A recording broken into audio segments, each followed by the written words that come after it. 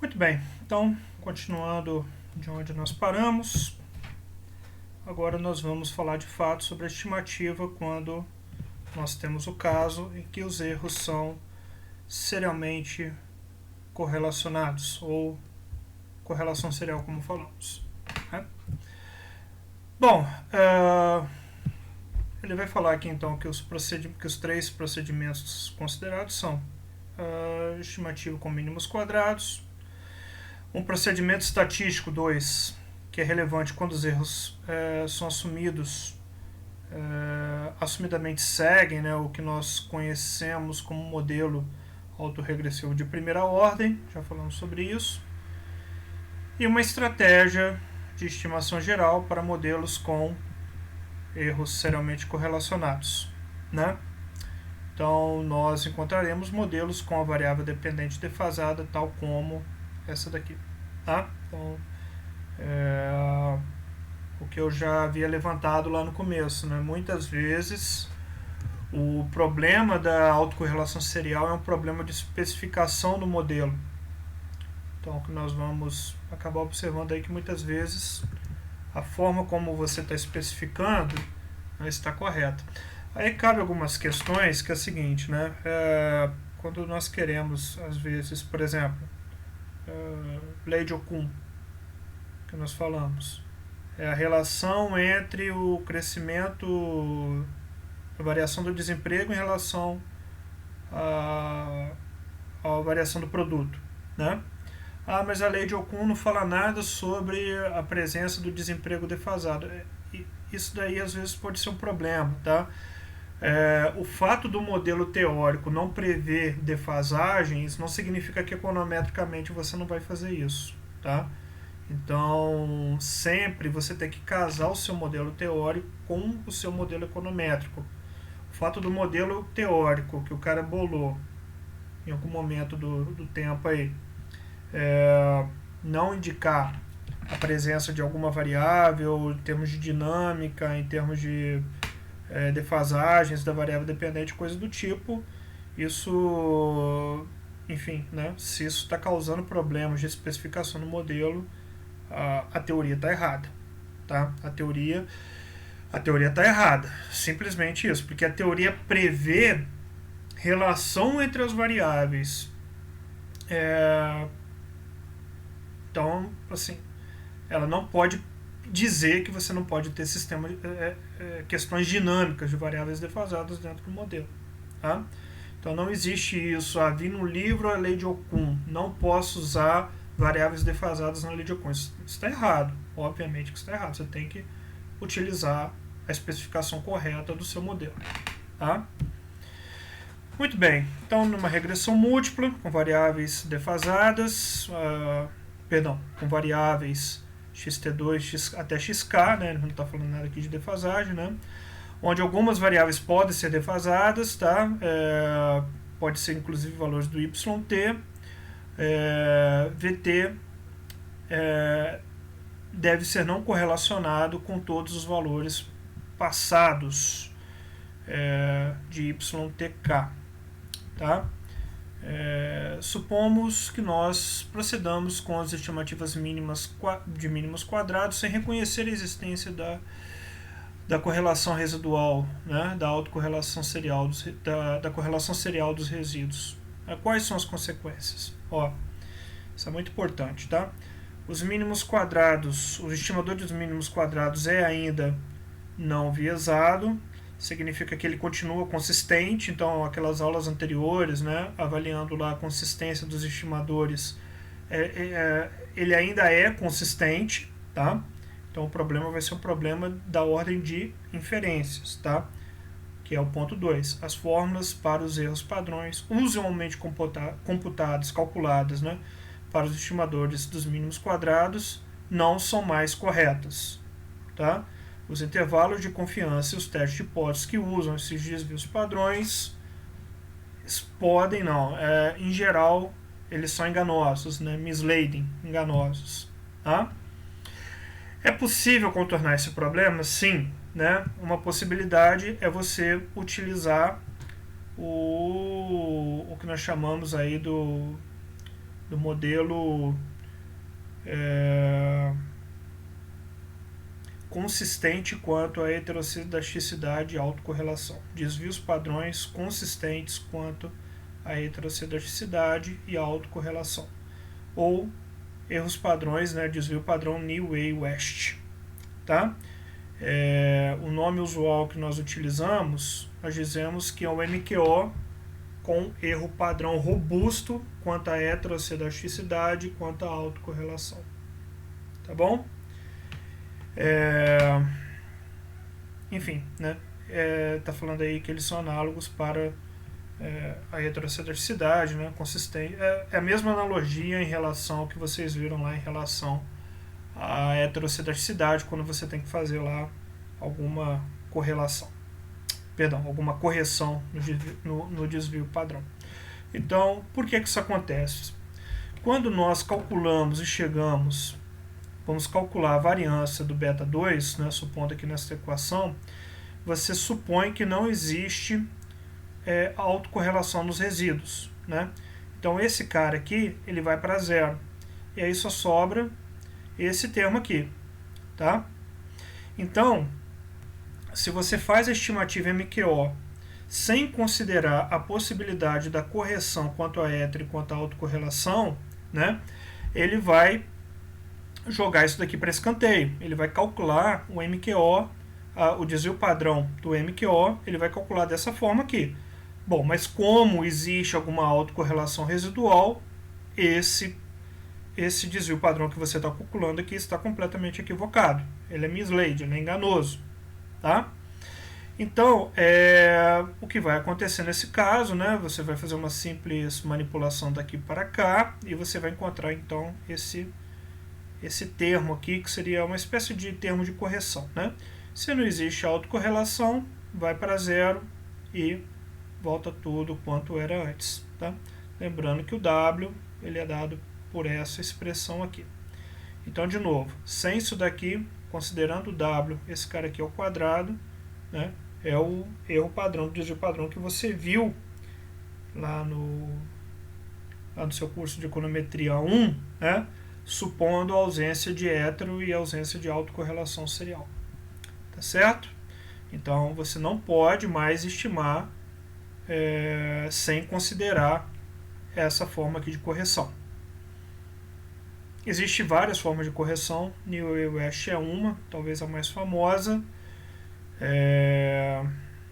Ele é uma correção assintótica, então você precisa ter grandes amostras. Quando sua amostra é pequena, você tem que dar uma pesquisada sobre artigos que falam sobre o uso do algoritmo, dessa correção do New Way West, enfim. Tem uma quantidade enorme de coisas aí escritas em termos de R, em termos de programas para fazer essas correções quanto a hetero e quanto a autocorrelação. Tá? Muito bem. Quando os erros não são correlacionados, foi aquilo que eu falei, né, você volta para o caso do MQO padrão aí que você conhece. Tá? Enfim, aqui é a mesma coisa que eu falei. Bom, então, digamos assim, né, esse cara aqui é o desvio padrão que você já conhece e o G barra é essa nova correção aqui que nós acabamos de falar a respeito. Tá? Ok. Bom, vamos considerar então aquela curva de Phillips que nós estimamos. Conforme eu falei para vocês, considerando que o modelo está correto, né, considerando que a curva de Phillips aqui não teria nenhuma inflação defasada ou qualquer coisa do tipo,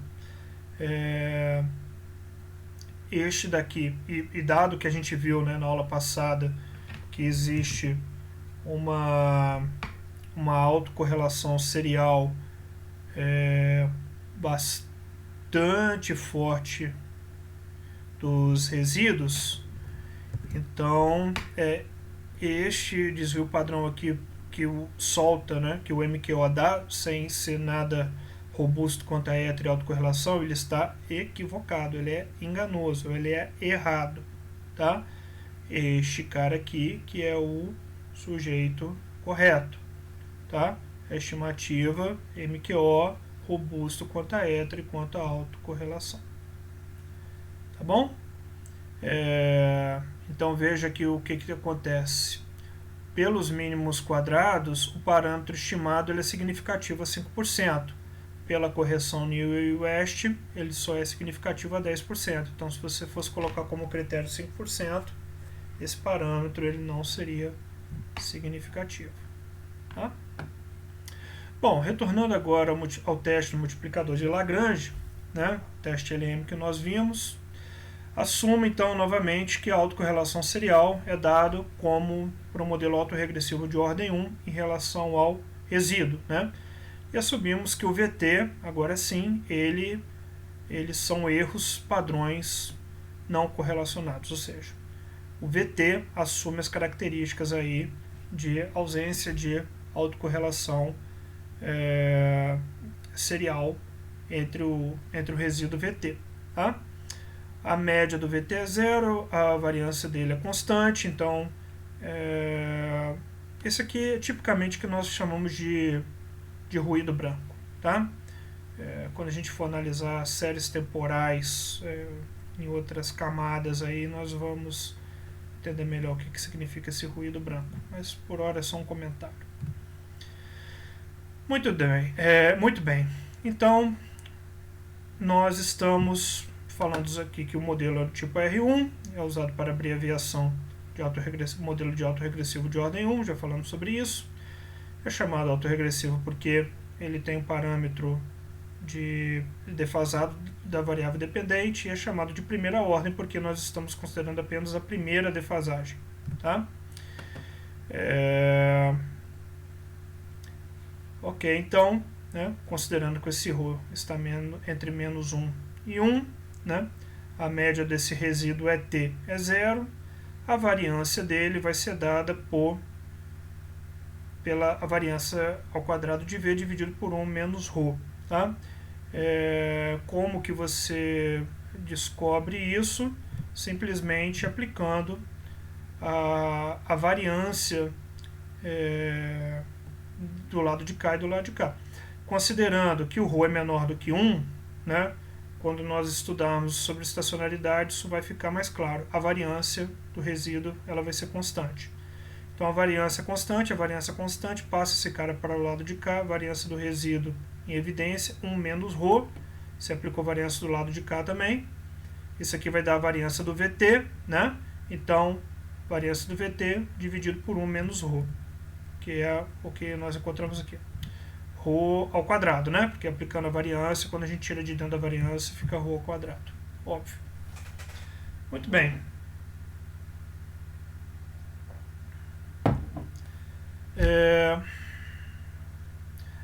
Aplicando a covariância entre o ET e o ET-K, né, que você vai conseguir, aplicando a fórmula de covariância também nessa expressão, você vai observar que a covariância entre esse cara e esse cara é dada por esta expressão aqui. Aí precisa de um pouquinho mais de conta, mas nada complicado. Quer dizer, ET em relação a ET-K, não ET-1 apenas. Se for ET-1, vai ser ρ multiplicado pela variância de ρ, da variância do resíduo VT dividido por 1 menos ρ ao quadrado. T-1, assim sucessivamente. Tá? Ok. Né? Então, substituindo aqui dentro dessa expressão, considerando a covariância de ET e ET-K dividido pela variância que nós calculamos aqui, né, vai aparecer dois termos aqui que você pode cortar, e o resultado vai ser esse camarada aqui. Tá? Então, note que é o seguinte, nós estamos falando da covariância entre ET e ET-K para o modelo do tipo AR1. Tá bom? Isso aqui não está mudando para um AR2 não, continua sendo AR1. Então, dado que o ET tem um processo do tipo AR1, a correlação dele vai ser dado por ρ elevado a k. Então significa o quê? Que a primeira autocorrelação dele vai ser ρ, vamos supor 0,9, 0,9 a primeira autocorrelação, a segunda vai ser 0,9 ao quadrado, 0,81, depois 0,9 ao cubo, a quarta, até a última correlação que você esteja analisando, né? Então, ele vai ter uma cara de um gráfico, né, extremamente suave e decrescente. Não sei se ele coloca aqui à frente, mas não coloca. Esse seria um gráfico com uma descida bem suave, né, em direção a zero. Quanto maior o ρ, maior vai ser a demora para você chegar a esse zero, né? Mas sendo esse ρ menor do que 1, à medida que você está multiplicando ele por ele mesmo, ele vai ficando cada vez menor. Se ele fosse maior do que 1, ele explodiria. Menor do que 1, ele tende a ficar cada vez menor, né? Muito bem. Então, ρ representa a correlação entre dois erros que são em relação ao primeiro período, né? Essa é uma correlação de primeira ordem para ETs, algumas vezes é simplesmente chamado coeficiente de autocorrelação, tá? Então esse ρ a gente chama de coeficiente de autocorrelação. A autocorrelação populacional defasada em 1 para as séries pode ser descrito como modelo AR1, né? Já falamos sobre isso. E R é uma estimativa para ρ quando nós assumimos uma série sendo AR1. Bom, se você faz uma substituição recursiva, então nesse cara aqui, ó, o que significa isso? ρ é t menos 1 mais VT. Quem que vai ser o ET menos 1 igual a ρ é t menos 2 mais VT menos 1? Aí você vai substituir, né? Então, perdão. Quem que é ET menos 1? ET menos 1 é igual a ρ, ET menos 2 mais VT menos 1. Substitui aqui. Aí o que você vai encontrar? Você vai encontrar ρ, que multiplica ET menos 2, que multiplica ρ ET menos 2, que multiplica VT menos 1. Depois faz a mesma coisa, defaz esse cara aqui para menos 2. Substitui novamente. Se você for fazendo essa substituição recursiva, você vai encontrar isso daqui, ó. Tá? Tenta fazer aí, que é muito simples. VT mais ρ VT menos 1 mais ρ VT menos 2. Então, o resíduo ele está sendo descrito em termos do seu próprio resíduo, né? Do seu próprio resíduo VT, aqui, ó, em termos defasados. Faz essas contas que eu estou falando, tá? Faz o ET menos 1, ET menos 1 é igual a ρ ET menos 2 mais VT menos 1. Substitui, multiplica. Aí vai ficar um ET menos 2 aqui. Faz ET menos 2 é igual a ρ ET menos 3 mais VT menos 2. Substitui. E vai fazendo isso recursivamente. Você vai encontrar isso daqui, ó. Os pontinhos aqui é em relação a um ET muito longe aí que tende a zero, né? Que tá tendendo a zero. Então é isso. Então o ET ele pode ser descrito em termos dos seus resíduos defasados. Essa que é a ideia. Então para a curva de Phillips nós podemos achar as 5 primeiras defasagens, né? Bem altas aqui. Então para o modelo R1 nós temos que o lag 1, né? O ρ, esse cara aqui, ó, o ρ, ele é aproximadamente 0,54. Então, se as hipóteses nossas estão corretas, né, o ρ2 tem que ser um cara muito próximo de 0,54 elevado a 9. A gente pegar a calculadora e fazer essa conta, 0,54 elevado ao quadrado, nós vamos encontrar 0,30, né? Já caiu bastante, né? Já diminuiu bastante em relação à estimativa que poderia ser. É o que ele faz aqui, né? Ρ ao quadrado, 0,30, 0,65 e por aí vai, né? Então, acabou ficando um pouco longe aqui daquilo que nós esperaríamos, mas, digamos assim, é uma tentativa de modelar essas autocorrelações aqui. Bom, nosso modelo com erro AR1, considerando então que nós temos um modelo com o resíduo AR1, né? O que nós podemos fazer a respeito? Então, nós estamos modelando aqui o YT e nós estamos agora assumindo que o resíduo ET ele tem um processo estocástico definido por meio de um AR1. Esse cara é um AR1. Por quê? Porque eu tenho a variável dependente defasada apenas uma vez e uma única vez. Por isso é um AR1. E este ρ eu estou assumindo que tem que ser maior do que menos 1 e menor do que 1. Se ele for maior do que 1, esse processo se torna explosivo. Tá? Uma série não estacionária. Aqui são as mesmas hipóteses realizadas anteriormente. Tá? Bom, o que nós vamos fazer então é que uma vez que você consegue descrever o resíduo como sendo um processo R1, nós vamos substituir o resíduo ET por esse cara aqui, tá? Por essa expressão. Então, meu resíduo eu vou trocar por esse cara aqui, né? Vou chegar nessa expressão. Sugiro a você pegar um papel e lápis e fazer essas continhas aqui, né? Para ir chegando nesses resultados.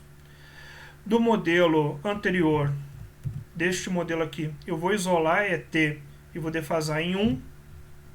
Isso daqui, tá? Então, joguei esse cara para o lado esquerdo, mantive esse cara aqui, joguei essa turma aqui para o lado esquerdo e defasei em 1 e defasei em 1. Tá? Então, vou ter essa expressão aqui. E vou multiplicar por ρ. Então, ρ é t menos 1. Vai ficar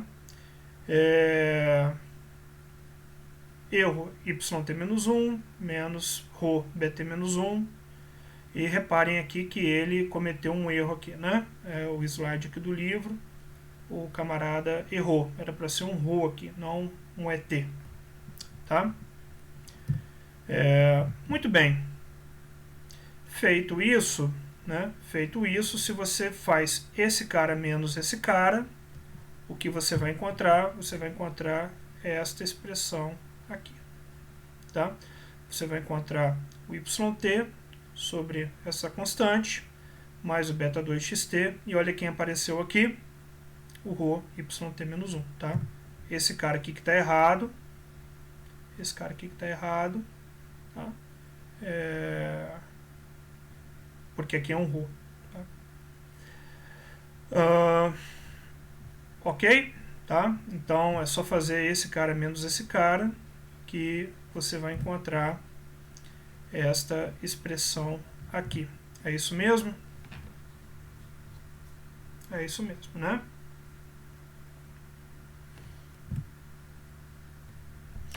Muito bem. É isso mesmo? Deixa eu ver se é isso mesmo. Perdão, gente, não é esse menos esse, é esse daqui. Esse daqui menos esse daqui, ó. Tá? Esse daqui menos esse daqui. Por quê? Porque quando você fizer isso menos isso, esse cara vai cortar com esse cara aqui, ó. Pode jogar esse cara pro lado direito. Esse cara aqui, lembra, substitui isso aqui por ρ, tá? Não, deixa esse cara quieto aqui mesmo. Só joga esse cara aqui pro lado esquerdo.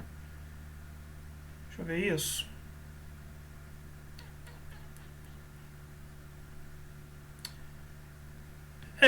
Na verdade, melhor ainda. Pega esse cara aqui, tá? De novo, troca isso aqui por ρ. E substitui aqui, ó. Que aí você já cai diretamente nessa expressão, tá? Aí não tem erro, não. Isso mesmo, tá? Aí você vai juntar essa constante com essa constante. Esse cara vai ser o termo AR1 autorregressivo. Esse cara vai ter o sinal de menos. Esse cara aqui tem um sinal de mais igual tá aqui, tá? Pronto. Bom, aí quem apareceu aqui? O termo autorregressivo de yt menos 1, tá? Então foi isso que eu falei. Você fez uma expressão e a correção dela indicou o quê? Que seu modelo estava mal especificado. Olha aí, tá? A especificação correta vai eliminar o problema da autocorrelação. Obviamente, né, que você pode verificar depois se os resíduos continuam autocorrelacionados. Se a autocorrelação permanece, significa que o problema não foi tratado de uma forma adequada. Tá? Estou chamando a atenção aqui que esse procedimento, para você poder encontrar exatamente esses valores aqui, você vai ter que usar uma estimativa não linear. Tá? Isso não é usual, não. O usual é rodar isso daqui como um modelo autorregressivo de ordem 1 para YT, né? E verificar se os resíduos eles são ou não são autocorrelacionados. Agora, dá para você também fazer por um método de estimativa não linear. Como é que funciona isso? Nem sei se na aula prática tem isso, mas é uma coisa que a gente pode olhar. Você pega, estima essa equação, ela é consistente, tá? Você guarda esses valores aqui, estima o modelo R1 para o YT, guarda o valor do ρ, dá os valores iniciais e você manda fazer um modelo de regressão não linear, que ele vai utilizar métodos de minimização do somatório dos resíduos, e ele dá para você diretamente os coeficientes, você verifica o quão próximo que eles estão. Aqui foi isso que provavelmente ele fez, penso eu, né? Ele vai então fazer uma curva, ele vai então fazer uma estimativa do tipo R1, né? Para a inflação, assumindo que os erros são R1. Então, olha aqui, ó, ele coloca então a inflação defasada na curva de Phillips dele, né? E faz a estimativa em cima da inflação, com efeito contemporâneo apenas, com efeito contemporâneo, com uma defasagem e com a inflação defasada em um período, né? Por isso a gente fala que a inflação é um modelo do tipo R1. E aí ele consegue, por meio de um modelo não linear, ele consegue obter, digamos assim, a relação contemporânea do desemprego com a inflação, e disse que esse modelo aqui é um modelo do tipo R1, né? De novo, você pode fazer isso, né? Repetindo, o que ele fez? Ele fez um modelo não linear gerando estes parâmetros aqui, ó, separados do modelo R1 dos resíduos. Ele gerou exatamente esta equação aqui, tá? Atualmente, isso não é o que é normalmente feito. Atualmente, o que é normalmente feito, nós trabalhamos com essa expressão aqui. Mas nada, digamos assim, impede que você faça este modelo aqui. Ou seja, você força a mão para o efeito ficar só contemporâneo e diz que os seus resíduos são autocorrelacionados de ordem 1. Por que você força a mão para ter esse efeito aqui e coisa e tal? Porque ao fazer isso daqui, você perde muito na análise dinâmica do seu modelo. Então, nesta roupagem aqui, para você poder verificar o que acontece na inflação quando você dá um choque no resíduo, no caso aqui do VT, né, é um negócio muito complicado de você analisar. Tá? Então, é por isso, porque em última instância o que a gente está interessado sempre é avaliar como é que a dinâmica da inflação vai responder por mudanças na taxa de desemprego. Esse método é o não linear, né? Ele é chamado Cochrane-Urquhart, pelo menos na minha pronúncia é isso, né? Eu não sei se Cochrane-Urquhart, eu não lembro qual que é se é Cochrane, se é Cochrane, enfim, né? É alguma coisa do tipo aí, né? Para fazer essas mudanças, esse tipo de estimativa que nós fizemos, tá? Então nós temos esse modelo, né? E agora sim ele vem e fala assim: agora suponha que nós queremos considerar este modelo aqui, ó, tá bom?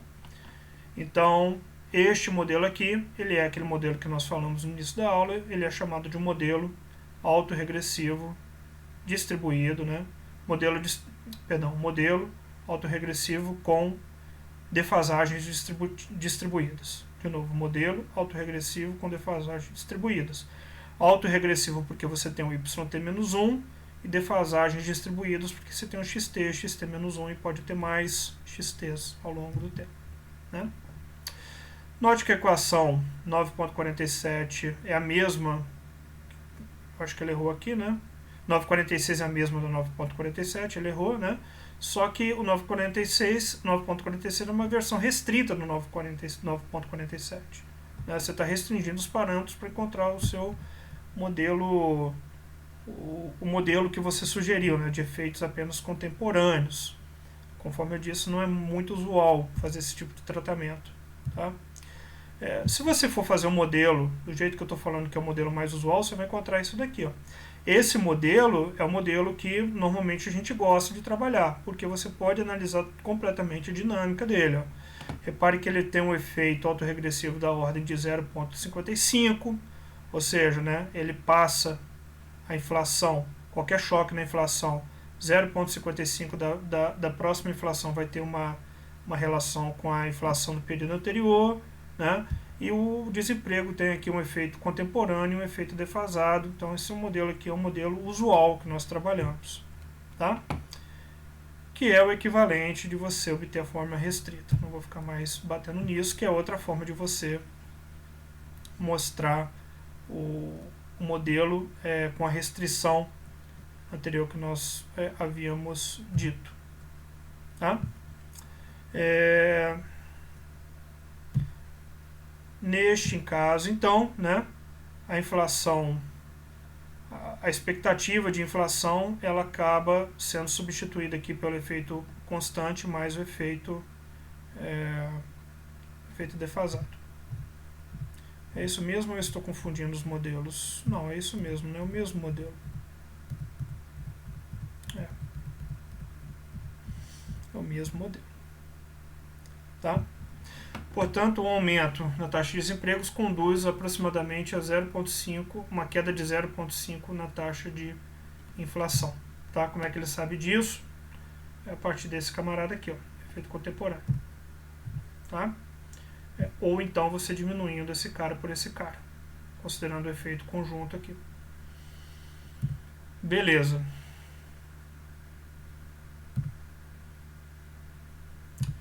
Ok. Então nós temos descrito aí 3 caminhos para você tratar a situação da autocorrelação serial, né? Então a primeira forma é estimar o modelo utilizando a correção robusta quanto a hétero e quanto a autocorrelação, né, que é o Newey-West.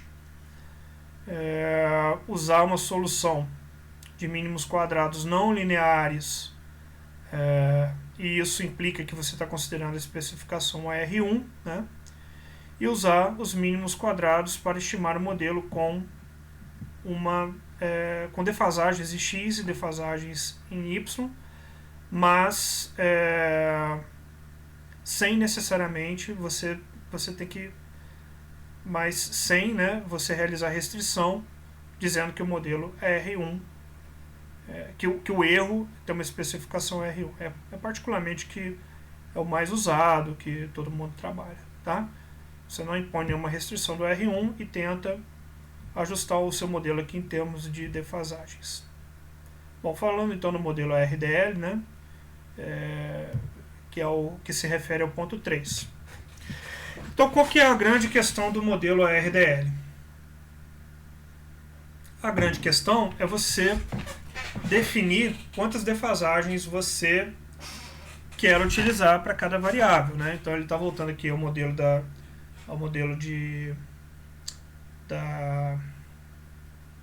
curva de Phillips anterior. Aqui ele apresenta 2 modelos, né? Um é a RDL, aqui eu acho que ele alterou, né? Aqui é a RDL, que chamou a ADRL, enfim, a RDL. Tá? Um com 2 defasagens, o outro com apenas com efeito contemporâneo. Tá? Ok, e aí esse modelo ARDL a gente vai chamar ele de modelo 1, por quê? 1, primeiro, por conta de autoregressivo de ordem 1 em relação à inflação, e esse outro 1, porque eu estou com uma defasagem aqui na minha variável x.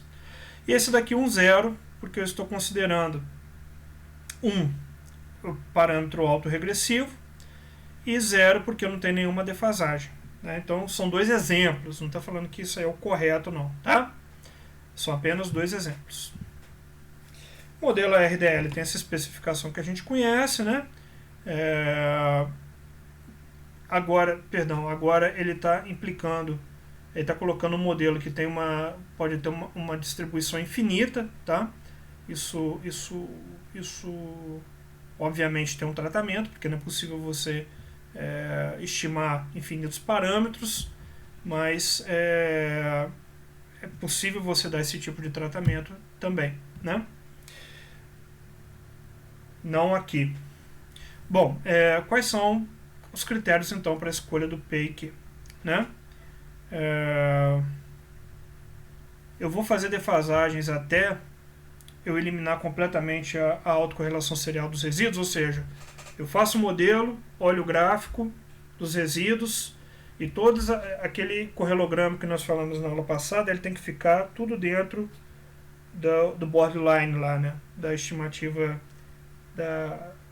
dentro lá do intervalo de confiança de 5% lá, próximo a 2, né? É isso que eu vou utilizar? É um critério, não deixa de ser. São sinais e magnitudes das estimativas consistentes com a nossa expectativa sobre a teoria econômica? Também, tem muita gente que usa, tá? O critério não precisa ser só estatístico, não. O critério pode ser econômico também, né, de ajuste do modelo. Utilizar coeficientes que as estimativas dos coeficientes são significantes, né? Então eu vou ir fazendo defasagens, como o primeiro exemplo que nós fizemos, né, da lei de Okun, sobre desemprego e PIB, né? Nós paramos a terceira porque a quarta não deu significante. É um critério também, é um critério problemático, mas não deixa de ser um critério. Ou então, dois famosos critérios aí que são os que de fato são utilizados, que é o critério de Akaik, AIC e de Schwartz, SC, tá? Lá no final dos slides eles colocam as equações e mostram as continhas, mas esses dois critérios aqui são bastante utilizáveis aí para poder você decidir qual que é o tamanho das defasagens que você quer utilizar. Então vamos dar uma olhadinha então, né? Então aqui é o Akaik, aqui ele está colocando as equações. O critério de Akaik minimiza a soma quadrada dos resíduos, tá? E o K, ele penaliza a função de acordo com o número de defasagens que você utiliza. O critério de Schwartz segue a mesma estrutura, né? Só que ele penaliza, a penalidade também tem relação ao ln de t dividido por t, tá? Então o ln de t aqui ele vai penalizar de acordo com a redução da amostra que você está fazendo. Tem uma tendência do Akaik sugerir mais defasagens e o Schwartz sugerir menos defasagens, tá? É isso que ele está falando aqui, ó. Porque o KLN de t dividido por t é maior do que 2k dividido por t, para t maior ou igual a 8, né? O critério de Schwartz ele tem uma penalidade adicional nos lags mais pesada do que faz o AIC. Então é isso, né? O Schwartz ele tende a penalizar, então o critério de minimização dele, que é o que a gente vai escolher, ele vai indicar sempre menos defasagens, e o AIC, como ele penaliza menos as defasagens, né? Ele tende a sugerir mais defasagens. Isso vai depender muito de modelo para modelo, tá? Bom, então eu tenho que decidir para esse modelo aqui, né? Quantas defasagens na inflação e quantas defasagens na primeira diferença do desemprego. Para esse modelo aqui, ARDL de ordem 1,0, eu tenho o meu correlograma aqui dos resíduos, né? Correlogramas para os resíduos da curva de Phillips, já completamente dentro aqui, né? Então, por esse critério, caso encerrado. Pelo critério 2 da teoria econômica, bom também, porque aqui eu tenho um efeito esperado, né? Mais desemprego, menos inflação. É o critério lá da curva de Phillips que nós conhecemos. Bom, pelo critério do p-valor, né? Ele já te dá uma... Aí vai depender da sua linha de corte. Se for para 5%, uma defasagem já está dentro, já está bom. Tá? Duas, aí depende, se é 5% ou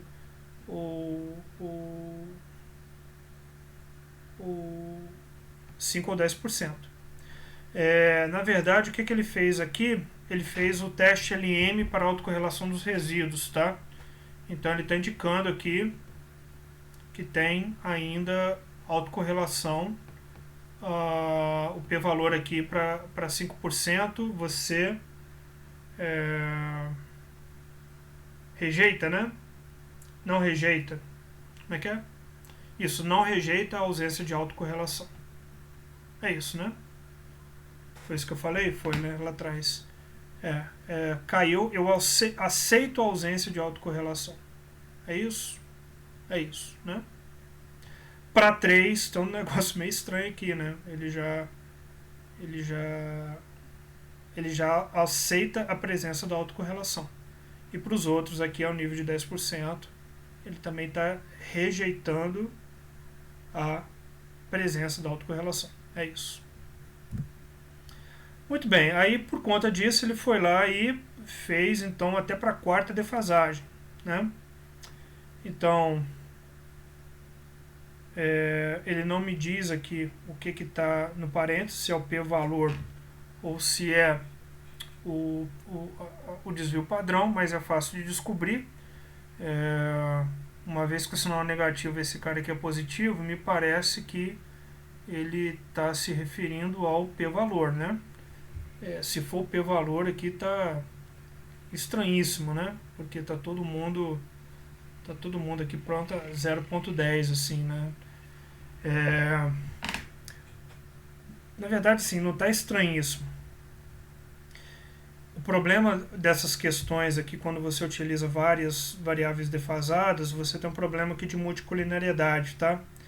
Então, a forte correlação aí entre as variáveis impede de você ter uma boa estatística T para poder avaliar se o seu modelo, se os coeficientes do seu modelo eles são significativos ou não. Como a inflação é muito correlacionada com ela mesma, a multicoliniaridade ela tende a inflar a variância, né? E aí você acaba tendo esses resultados aqui que não estão lá muito... que assim, não são fortemente significativos. Tá bom? Então, vamos... É aquilo que eu estava falando para vocês, né? Por aqui estava bacana, pelo teste LM apareceu uma coisa estranha lá na terceira defasagem que eu não posso dizer se eu uso ou se eu não uso ela. Pelo menos olhando aqui para a inflação defasada até o quarto período, né? Onde que ele colocou. E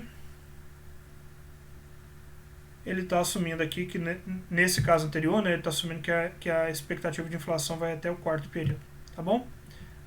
Enfim, nada muito relevante em termos de explicação, não. Muito bem. Então, por esses motivos que eu acabei de expor a vocês, é que nós temos que dar uma olhada sempre aí nos critérios de Akaik-Schwartz, né? Então, nesse primeiro caso, o P ele se refere à defasagem da inflação. É a parte AR da minha regressão. Então, a parte AR é essa daqui, ó, até o DU. A parte Q se refere a DU. Então, Então, o que ele está considerando aqui? Me parece que ele tem pouca dúvida, ou quase nenhuma aqui, ou é Q0 ou é Q1, e ele está com dúvidas acerca de qual que é o tamanho da minha defasagem da inflação. Então, qual critério que eu posso utilizar? Então vamos ver aqui, né? Qual é então o menor valor aqui que nós temos em mãos, né? Desse modelo aqui. Então vamos olhar com calma, tá? Então não é valor absoluto, é valor mesmo, tá? Então esse aqui parece que é melhor, esse aqui parece que é melhor, esse aqui de fato, até a quarta defasagem, é o que está minimizando o critério de Akaik. Então ele está sugerindo 4 defasagens para a inflação, a gente tem que comparar com outra ainda, e nenhuma defasagem para o desemprego. O que é que o Schwartz diz? Esse aqui é menor, esse aqui é menor, esse daqui também. O Schwartz concorda com a Akaik nesse caso aqui. Tá? Agora vamos olhar para a coluna de cá. Né? Menor. Bom, aqui ele está indicando que é 4 e 1, e aqui o resultado também ele bate, né? Então vamos comparar esse cara com esse cara. Esse cara é menor do que esse cara aqui, então pelo critério Akaik eu vou ficar com esse modelo aqui, 4 defasagens na inflação e 0 no desemprego, e pelo critério Schwartz eu também fico com esse modelo aqui, tá? Então pelo critério Akaik-Schwartz ele me diz que eu fico com 4 defasagens na inflação e nenhuma defasagem no desemprego. Beleza, seria interessante dar uma olhada no teste LM de novo, mas me parece que ele não vai apresentar, e na aula prática a gente dá uma olhada nisso. Não, ele fala da lei de Okun, né? Que nós tínhamos estimado com 2 defasagens. Neste caso aqui ele me gerou para nós um modelo ARDL 0 e 2, né? Acho que ele não tinha feito, está fazendo agora, ou se ele fez eu não me lembro. Acho que ele não fez não. Então ele está gerando o GT, o crescimento do PIB, com 2 defasagens. Aqui ele não está considerando nenhuma defasagem para a taxa do desemprego. Verifique que a autocorrelação residual, o primeiro valor aqui, né, furou o teto, o teto aqui da significância. Então nós não rejeitamos a presença da autocorrelação, né, nesse critério aqui, e ele nem apresenta o teste LM, ele já pula direto aqui para Akaik-Schwartz. Tomemos a nossa decisão, né? Menos 3,46, 0,2, 35,6, tá batendo aqui, tá igual, né? Para o lado de cá, menos 3,61, esse aqui por enquanto é o menor. No caso desses dois aqui, então os resultados estão conflitantes, né? Entre o AIC e o Schwartz. Então menos 3,58, menos 3,68, perdão, menos 3,68, o Schwartz está me sugerindo esse cara aqui. Gente, desculpa, é esse cara aqui, né? 588, isso. 588, isso. O Schwartz está concordando, então. Falando bobagem. Menos 358, ele é menor do que esse cara. Menos 3,480 também é menor que esse cara. Então, por enquanto, esse aqui é o que está ganhando. Vamos olhar para o lado de cá. 56, 54, esse cara aqui. Esse cara ele não é menor do que esse. E o Schwartz também não é menor do que esse. Então, pelos critérios Akaik e Schwartz, ele sugere para nós o modelo ARDL 1.1, né?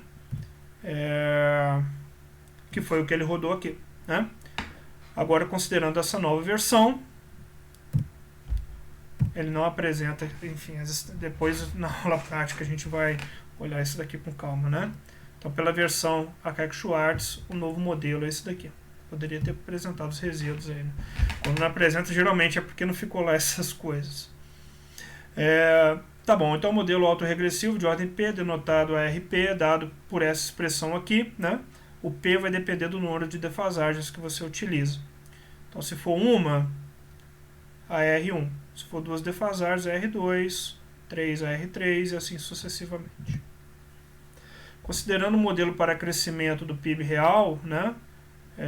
Supondo que ele vai fazer uma modelagem apenas do crescimento do PIB, ou seja, ele não está considerando mais nenhuma equação, não está analisando relações econômicas, né?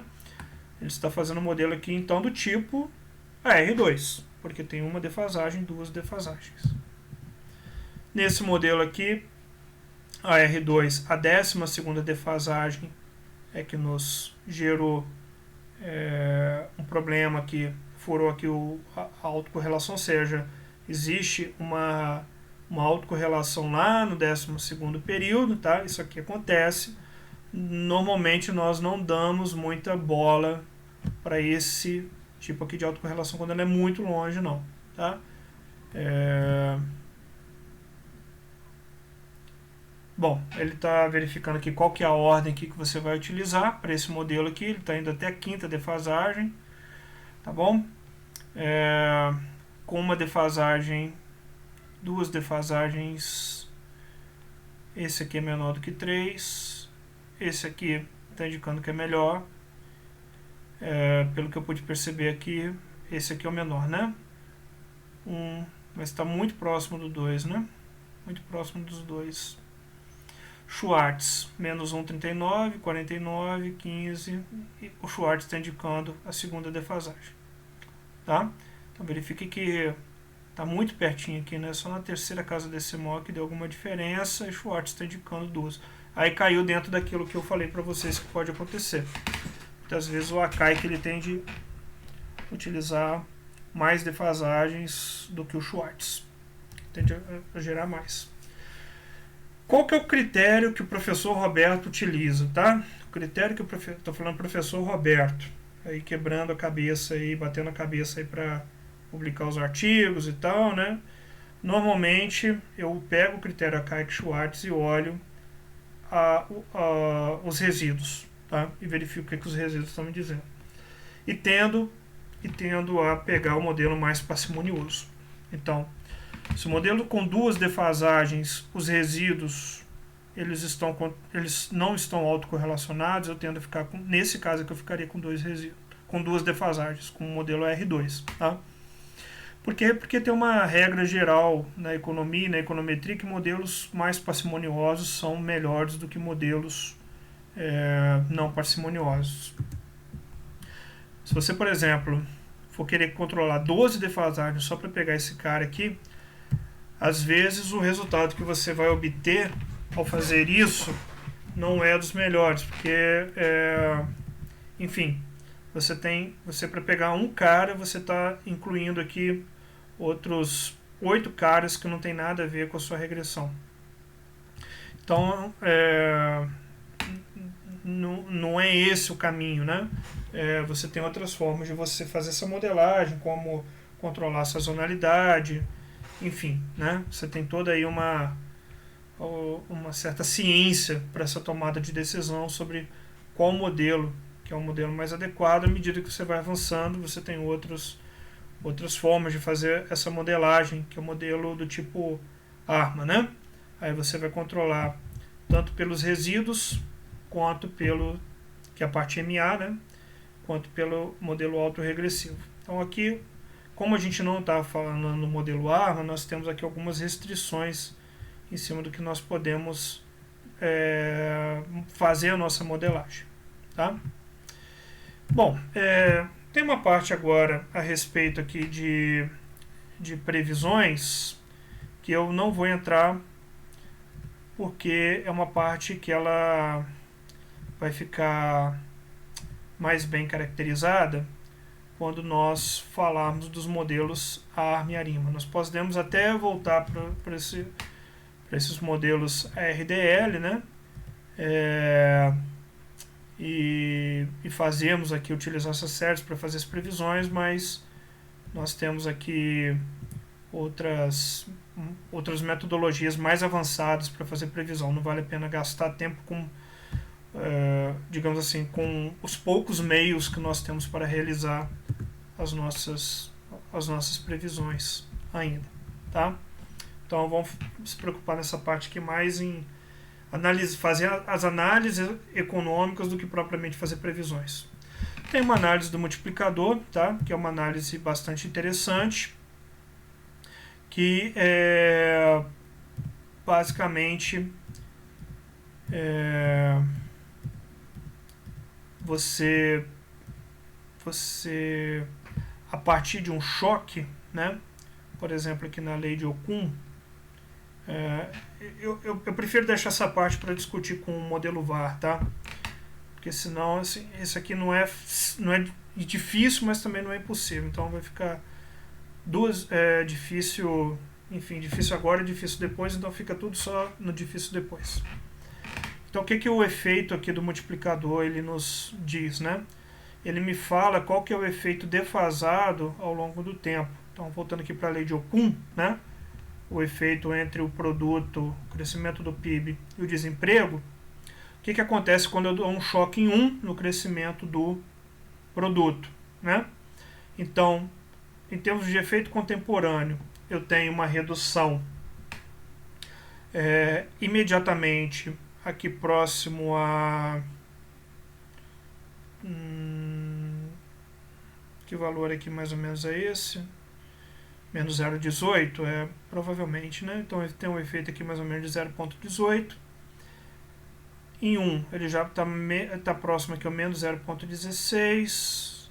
Em 2 ele já está quase próximo aqui ao menos 0,4. O 3 está próximo ao 0 e a partir do 4 é praticamente 0. Né? Então o que significa isso? Tá? Significa que o efeito contemporâneo é muito forte. E supondo que esse xt, que caiu 1, que aumentou 1, né, ele permaneça, ou seja, que ele não retorne, que ele continue com o valor 1, o efeito dele sobre o desemprego, o efeito do PIB sobre o desemprego, ele vai se tornando cada vez menor à medida que vai passando o tempo. Isso aqui é uma característica marcante das séries temporais, tá? Isso aqui, basicamente, numa aula prática, é muito mais fácil de se observar do que nessas contaiadas que ele apresentou aqui. Mas, de qualquer maneira, né, enfim, só a gente dar uma olhada aqui, não dói nada, né? Então, o efeito contemporâneo é esse cara aqui, ó. Cresci 1, efeito contemporâneo, menos 0,18. Qual que é o efeito depois de um trimestre? Ele vai ser o efeito de menos 0,18, tá? Multiplicado por 0,35, porque esse efeito de 0,18 ele foi em D1. Caiu menos 0,18. Então esse efeito de menos 0,18 ele vai ser sentido aqui, nesse DU, multiplicado por 0,35, que é essa conta aqui, ó. E esse efeito de queda em 1, aqui, supondo que ele não tenha mudado, ele continua valendo aqui para o GT-1. Tá bom? Então, vai ser o somatório desse primeiro efeito, multiplicado por 0,35, menos esse efeito de aumento de 1 do produto, que permanece aqui. O resultado é menos 0,16. Qual que é o efeito agora no segundo passo, no T mais 2, tá? Esse efeito aqui é o efeito no T0, esse efeito aqui é o efeito no T1 sobre o desemprego, agora é o efeito no T2. O efeito no T2 agora vai ser só e somente só em relação ao DUT, tá? Por quê? Porque eu não tenho mais nenhuma defasagem do GT aqui. Se fosse um GT-2, aí esse efeito de 1 estaria sendo captado aqui, mas não tem GT-2. A nossa decisão foi por um modelo ARDL de ordem 1, 2. Tá bom? Então, o efeito aqui em T mais 2, ele é o efeito que aconteceu no desemprego em menos 0,16 multiplicado por 0,35. Então o 0,35 é o único cara que está te dando a dinâmica. Então esse cara vem para cá, esse cara vem para cá, esse cara vem para cá, tendendo, né, cada vez mais para próximo de zero, uma vez que o 0,35 aqui é menor do que 1. Tá? Então foi por isso que lá atrás eu falei que aquela transformação do Cochrane-Urquhart, em termos do uso moderno que as séries temporais têm para nós, não era uma coisa bacana. Porque quando você tem essa dinâmica bem especificada, modelo ARDL, tal, quantas defasagens na minha variável y, quantas defasagens na minha variável x, eu consigo ali compreender qual que é a dinâmica da minha variável em relação ao choque da minha variável, que nesse caso aqui é exógeno. Tá? Então, uma pressuposição desse modelo aí que o produto é, digamos assim, ele é exógeno em relação ao desemprego, né? Que ele causa o desemprego, não o desemprego causa o produto. Tem algum grau de razoabilidade, né? Então, a partir daí, você consegue fazer uma estimativa que qualquer um pode entender o que você espera que aconteça com o desemprego se você aumentar o seu produto em 1 ponto percentual. Olha, você pode mostrar aí, você pode botar, me parece que no passado não muito distante, os políticos eles tinham mais interesse pela ciência do que fazer do que atualmente, mas tinha vários professores lá no CDPLA, quando eu estudava lá, que apresentavam resultados de metodologias científicas para políticos, né, que tinham que decidir o quanto que alocar um determinado programa. E ele falava assim, olha, cara, você vai fazer um trabalho para um político, ele quer saber o seguinte, quanto que dá uma laranja mais uma laranja. Ele não quer saber detalhadamente tudo que foi feito. Isso daí é uma questão ética sua de fazer um modelo de uma forma correta, de apresentar o modelo corretamente, não manipular o modelo para em torno de achismo, né? É uma questão de ética do cientista fazer o modelo corretamente. Então esse modelo que nós acabamos de fazer aqui, ele te dá um cenário bem claro que você pode entender. Olha, se você conseguir fazer o produto crescer 1 ponto percentual, você vai ter uma redução do desemprego em menos, no primeiro, já estimada, obviamente, né? Já no primeiro momento, em torno aí de 0,18, e esse efeito ele vai gradativamente diminuindo ao longo do tempo. Tá? Então, obviamente que isso aqui é um modelo bastante simplificado, mas a gente não vai começar do complicado, tem que começar do fácil, né? E a partir do fácil, o complicado ele é simplesmente a mesma extensão de pensamento do modelo fácil. Né? Então você faz um VAR, ele tem essas relações endógenas de variáveis influenciando umas às outras, né? É um conjunto de equações que, não sei se é ainda, mas não muito tempo atrás era tomado como regra de decisão para o Banco Central, como que o Banco Central do Brasil utilizava o modelo VAR, se não me engano, da Inglaterra, para decisão de calibragem de taxa de juros aqui no Brasil. Então, parece que é uma coisa muito complicada, mas tudo parte desse exemplinho aqui que nós apresentamos sobre a relação do produto sobre o desemprego. Né? Isso aqui não deixa de ser uma análise que nós chamamos de impulso e resposta. Se eu dou um impulso de 1 ponto percentual no produto, qual que é a resposta que eu tenho em termos de desemprego? É essa daqui que nós temos e que nós colocamos no gráfico ali, porque ela fica, enfim, mais charmosa e de um jeito mais fácil de se entender o que está acontecendo com essa taxa de desemprego à medida que os semestres passaram. Muito bem, paro por aqui então. É a parte 2 então da nossa aula sobre séries estacionárias. temos um bom material, bons estudos para vocês. Um abraço e até mais.